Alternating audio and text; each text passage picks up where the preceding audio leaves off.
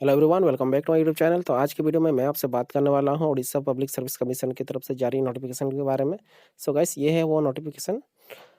हालांकि ये guys 35 page का है, तो मैं सारे पेज को तो कवर नहीं करूंगा, सिर्फ मैं मेन चीज़ को ही कवर करूंगा। और वीडियो में और आगे बढ़ने से पहले आपसे रिक्वेस्ट करना चाहूँगा कि अगर चैनल सब्सक्राइब नहीं किया तो कर लीजिए। इसी तरह की वीडियो आपको मिलती रहेगी मेरे चैनल पर। सो गाइस, ये है वो नोटिस, जैसा कि मैंने आपको अभी बताया। तो क्या क्या पोस्ट है और कितनी पोस्ट है, आपकी पे स्केल क्या होगी, तो सारी चीज़ों के बारे में हम बात करेंगे। कब से आप अप्लाई कर सकते हैं, तो ये सारी चीज़ें हम बात करेंगे। सो गाइस, यहाँ पे सबसे पहले दे दिया गया है, ऊपर में देखिएगा, ऊपर से the link for registration and re registration and payment of examination fee shall be available from 12/1/2021 से ये सारी चीज़ें होगा, रजिस्ट्रेशन और री रजिस्ट्रेशन। साथ ही साथ आप फी जो आप देंगे वो सारा चीज़ होगा आपका 12/1/2021 से। ठीक है, 18/2/2021 जो है वो लास्ट डेट है। ठीक है, और ऑनलाइन पेमेंट का मेथड तो आपको पता ही है कैसे कैसे कर सकते हैं। सो गाइस, ये रहा आपका पोस्ट। आपको कहाँ कहाँ किस पोस्ट के लिए आपको अप्लाई करना है, पे स्केल क्या है, यहाँ पे देख लीजिए। सब कुछ साफ साफ लिखा हुआ है यहाँ पे। जैसे कि उड़ीसा एडमिनिस्ट्रेटिव सर्विस जो है ग्रुप ए का है, ये आपको जूनियर ब्रांच में आपकी पोस्टिंग होगी।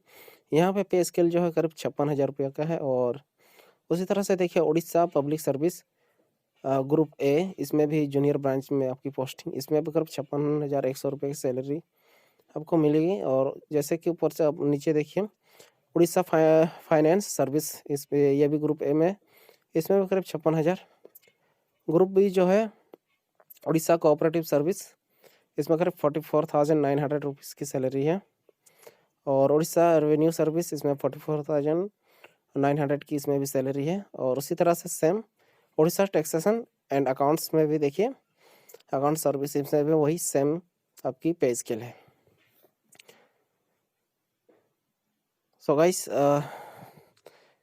इसमें ज़्यादा तो कुछ है नहीं, यहाँ पे दिया गया है, यहाँ पे कुछ ज़्यादा कुछ नहीं है। यहाँ पे मैं आपको बता दूं, जो मेन रिटन एग्जाम पास करेंगे, जो क्वालिफाई करेंगे, वही वीवी टेस्ट के लिए बुलाए जाएंगे। और उनको required to submit the photocopies of their documents, यानी कि उनको जो पड़ेगा डॉक्यूमेंट सबमिट करना पड़ेगा, फोटोकॉपीज डॉक्यूमेंट। ठीक है, यही लिखा हुआ है यहाँ पे। ठीक है, और अप्लाई करने से पहले आप भी एक बार जरूर इस नोटिफिकेशन को पढ़ लीजिए, और क्योंकि हो सकता है कि कुछ चीज़ें मुझसे मिस्टेक हो जाए। सो गाइस, यहाँ पे देखिए position of vacancies and reservation thereof, यानी कि यहाँ जो है आपको ST SC OBC और टोटल पोस्ट जो है उसके लिए कितना, जो टोटल पोस्ट है उसमें से, जैसे कि OAS के लिए, इसमें जो है इस पोस्ट के लिए टोटल जो है 137 पोस्ट है। उसमें से आपकी जो अनरिजर्व है, यानी कि 69 अनरिजर्व है। ठीक है, SC के लिए 22 है, ST के लिए 31 सीट है। उसी तरह से अलग अलग पोस्ट के लिए अलग अलग टोटल पोस्ट है, उसमें से भी सबको कैटेगरी वाइज बांटा गया है। सो गाइस, इसको आप भी देख लीजिएगा अप्लाई करने से पहले। गाइस, आप चलते हैं यहाँ पे नीचे की ओर और थोड़ा सा। ठीक है,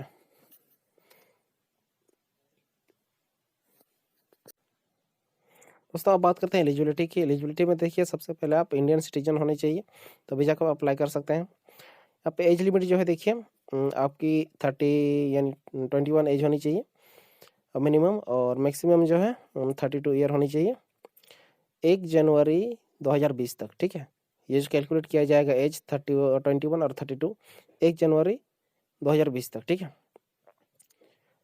2 जनवरी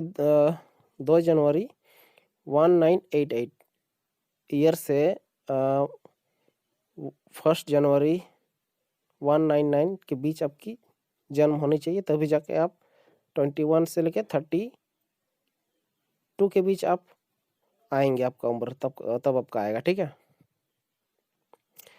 एजुकेशन क्वालिफिकेशन में देखिए must hold a bachelor degree, यानी कि आपके पास बैचलर डिग्री कंपलसरी है। ठीक है, किसी भी मान्यता प्राप्त यूनिवर्सिटी से आपकी यह डिग्री होनी चाहिए। नीचे देखिए गाइस, यहाँ पे एग्जामिनेशन फी जो है, a candidate is required to pay non refundable and non adjustable fee of 500 rupees. ठीक है, और बाकी सब देखिए यहाँ पे ST SC और OBC के लिए कुछ नहीं लगेगा, ठीक है। जो candidate belong to ST SC इस सब के लिए जो है tribe of Orissa by birth only and person with disability, यानी कि इनको जो है फी नहीं लगेगा, ठीक है। और यहाँ की जैसे कि मैंने आपको कुछ देर पहले बताया ऊपर में नोटिफिकेशन के स्टार्टिंग में आपको अप्लाई पेमेंट कैसे करना हो, तो यहाँ वही चीज़ है नीचे। The candidate are required to make online payment of applicable application examination fee through PSC, यानी कि credit card, debit card, net banking के थ्रू से आप कर सकते हैं।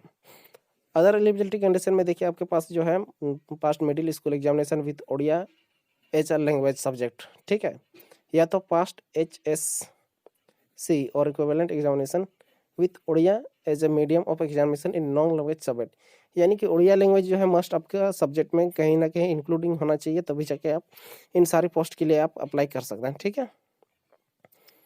और अगर उड़िया नहीं है तो आप पहले ही आपको रिजेक्ट कर दिया जाएगा, आप ये बात जान लीजिए। ऊपर में साफ साफ लिख दिया है, देखिए नंबर 1 पॉइंट में, ही सी यानी कि must be able to read, write and speak Odia. समझ गए? क्लियर शब्दों में उन्होंने लिखा है कि आपको ओडिया भाषा जो है लिखना, बोलना और पढ़ना आना चाहिए, ठीक है। तो अगर आप इनमें से किसी भी तरह से आप ना पढ़ सकते हैं, ना बोल सकते हैं, ना लिख सकते हैं, तो मत ही कीजिएगा अप्लाई। तो गाइस आप देखिए थोड़ा बहुत आपको एग्जामिनेशन किस टाइप का होगा, तो यहाँ पे देखिए 3 स्टेप दिया गया है एग्जामिनेशन का। प्रिलिमिनरी एग्जामिनेशन, मेन एग्जामिनेशन और पर्सनालिटी टेस्ट और इंटरव्यू, यानी कि 3 स्टेप में ये जो है आपको तभी जाके आप इस वैकेंसी के लिए, इस पोस्ट के लिए आपको यह किया जाएगा, रिक्रूट किया जाएगा, ठीक है। और नीचे देखिए थोड़ा बहुत आपको general studies paper 1, general studies paper 2 200 marks और 200 मार्क्स, तो ये सारी चीज़ छोटी छोटी जो है आपको जाननी जरूरी है। The preliminary examination shall be consist, इसको छोड़िए, यहाँ पे देखिए जोन ऑफ एग्जामिनेशन, ठीक है, किस किस सेंटर, कहाँ कहाँ आप सेंटर दे सकते हैं वो भी दिया गया है। नंबर ऑफ अटेम्प्ट में देखिए, सो गैस यहाँ पे यानी कि 4 अटेम्प्ट जो है यहाँ पे देखिए कि every candidate appearing at the civil service examination who is otherwise eligible shall be permitted 4 attempt, यानी कि 4 अटेम्प्ट में शायद आपको एग्ज़ाम 4 ही बार आप लिख सकते हैं, ठीक है। SC ST कैंडिडेट के लिए नो लिमिट, ऑन चाहे अनगिनत बार दे सकते हैं, ठीक है। और कोई कोई कैंडिडेट जैसे कि EWS PWS यानी कि इकोनॉमिकली बैकवर्ड से जो बिलोंग करते हैं वो करीब 7 बार दे सकते हैं, ठीक है। और ऑनलाइन जो एप्लीकेशन सबमिटेड, यानी कि यहाँ पे देखिए इस पॉइंट में, online application submitted to OPSC if found to be incomplete in any respect, अगर आप किसी भी तरह से फॉर्म में अगर कुछ चीज़ छोड़ देते हैं, ज़रूरी चीज़ अगर वो सबमिट हो जाता है तो आपको रिजेक्ट कर दिया जाएगा बिना किसी कारण के, बिना किसी किंतु परंतु के वो आपके एप्लीकेशन को रिजेक्ट कर देंगे। सो गाइस अब देखिए यहाँ पे सबसे जो मेन चीज़ है और कि आपको क्या क्या डॉक्यूमेंट लगेंगे।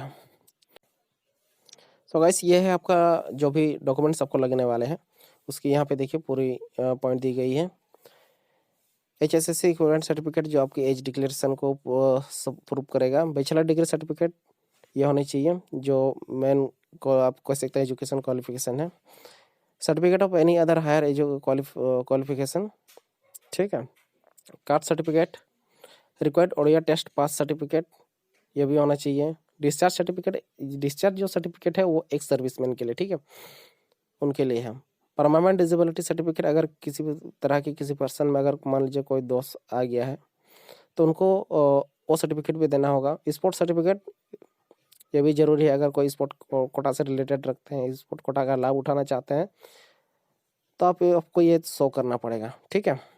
Certificate for good character from the principal protector, dean and professor in charge of department of the teaching of the college, यह भी आपको देना पड़ेगा। If the candidate claim to process qualification equivalent to prescribed qualification rule of, इसमें तो कुछ है ही नहीं। तो मैंने जैसा कि आपको बताया certificate of good character certificate, ये आपके कॉलेज प्रिंसिपल, डीन, कहीं से भी आपको ये आपको देना पड़ेगा। 2 रिसेंट पासपोर्ट साइज फ़ोटो, ठीक है, उसमें आपके 2 रिसेंट पासपोर्ट साइज में आपकी सिग्नेचर के साथ उसको आपको अपलोड करना पड़ेगा ऑनलाइन, जब आप अप्लाई करेंगे, जब फॉर्म को सबमिट करेंगे उस टाइम, ठीक है। और यहाँ पे देखिए और भी कुछ है, जैसे कि ये आपको जानना ज़रूरी है। वुमेन कैंडिडेट जो बिलोंग करते हैं ST SC या, ठीक है, उनके कास्ट सर्टिफिकेट में डॉटर ऑफ होना चाहिए, ना कि वाइफ ऑफ। अगर आप वाइफ ऑफ कर देते हैं तो वो रिजेक्ट हो जाएगा, इस बात को आप ध्यान दीजिएगा। महिला उम्मीदवार जो भी अब आप अप्लाई करेंगे, आपके कास्ट सर्टिफिकेट में डॉटर ऑफ होना चाहिए, ना कि वाइफ ऑफ। अगर आपने वाइफ ऑफ वाला अपलोड कर दिया तो मैं आपको बता देता हूँ कि वो ज़रूर रिजेक्ट हो जाएगा। उन्होंने साफ साफ लिखा है नोटिफिकेशन में कि आपके जो है इस तरह से होना चाहिए। और भी कई चीज़ें हैं, तो इसीलिए मैं आपसे बार बार कहता हूँ कि जब भी आप अप्लाई करें कोई भी जॉब के लिए, तो उस नोटिफिकेशन को ज़रूर पढ़ लीजिएगा, ठीक है। सो गाइस, जैसा कि मैंने आपको कहा कि पेज तो 35 पेज का ये नोटिफिकेशन है, तो सारा चीज़ को तो कवर करना मुश्किल है, पर मैंने कोशिश किया कि ज़्यादा से ज़्यादा मेन टॉपिक को कवर करूं, जैसे कि एज लिमिट, एग्जामिनेशन फ़ी, कब से आप अप्लाई कर सकते हैं, क्या क्वालिफिकेशन होनी चाहिए, क्या सर्टिफिकेट लगेगा। थोड़ा बहुत मैंने आपको कंडीशन बताया कि कौन किस कंडीशन में आप अप्लाई कर सकते हैं, किस कंडीशन वाले कैंडिडेट नहीं अप्लाई कर सकते हैं। सो गाइस, वो सारा चीज़ें लगता है मैंने कवर कर दिया है, और बाकी चीज़ें मैं आपको कवर नहीं करूँगा क्योंकि वीडियो बहुत लंबी हो जाएगी। सो गाइस, आज के लिए बस यहीं पे ख़त्म करते हैं आज का वीडियो। और आज का वीडियो कैसा लगा मुझे कमेंट कर ज़रूर बताइएगा। अगर अच्छा लगा हो तो वीडियो को लाइक ज़रूर कर दीजिएगा। तो मिलते हैं नेक्स्ट वीडियो में।